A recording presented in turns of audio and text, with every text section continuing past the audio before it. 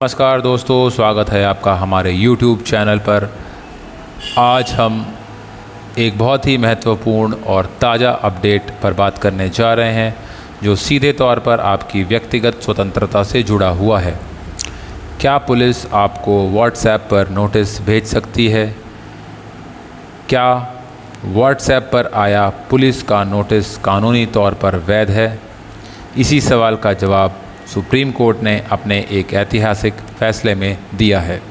Satendra Kumar Antil versus CBI case में हरियाणा सरकार ने सुप्रीम कोर्ट में एक याचिका दायर की थी।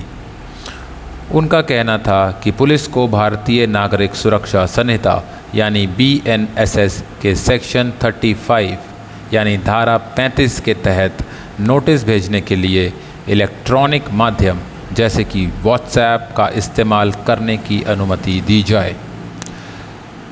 इसके पीछे उनका तर्क यह था कि इससे समय और सरकारी संसाधनों की बचत होगी और आरोपी व्यक्ति नोटिस लेने से बच नहीं पाएगा।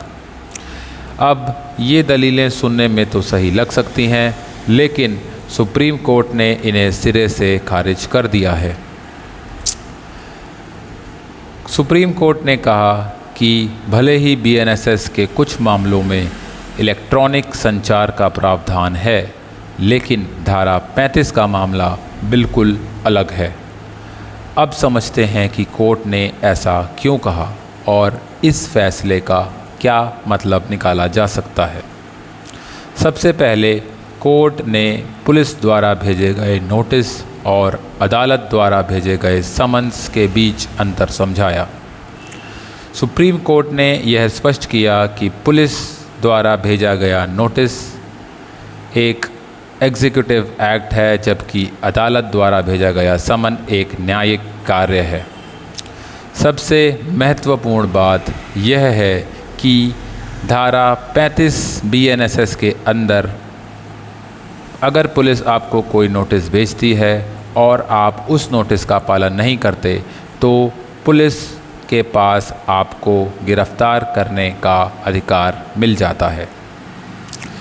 इसका सीधा मतलब है कि यह नोटिस आपकी व्यक्तिगत स्वतंत्रता यानी कि कॉन्स्टिट्यूशन के आर्टिकल 21 के अधिकार से जुड़ा हुआ है। इसीलिए कोर्ट ने यह कहा है कि जब मामला किसी की व्यक्तिगत स्वतंत्रता का हो तो नोटिस भेजने की प्रक्रिया ट्रांसपेरेंट होनी चाहिए। सुप्रीम कोर्ट ने ये क्लियर किया कि WhatsApp पर भेजे गए नोटिस या मैसेज में यह गारंटी नहीं होती कि रिसीवर ने उन्हें देखा, समझा या स्वीकार किया।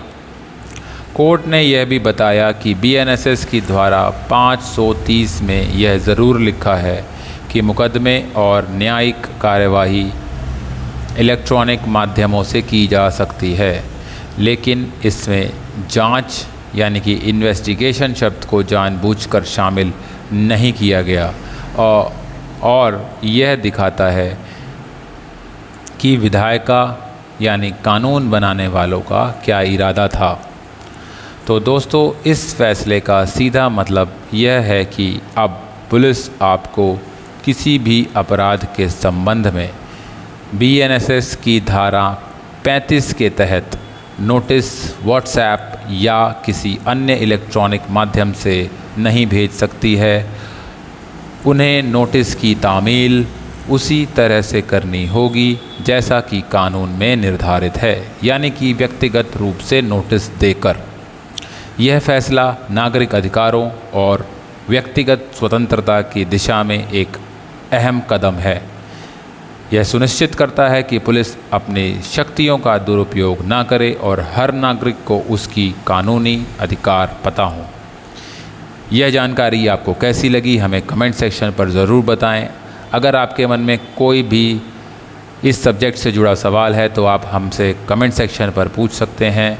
वीडियो को लाइक करें, शेयर करें और चैनल को सब्सक्राइब करना ना भूलें। धन्यवाद। जय हिंद।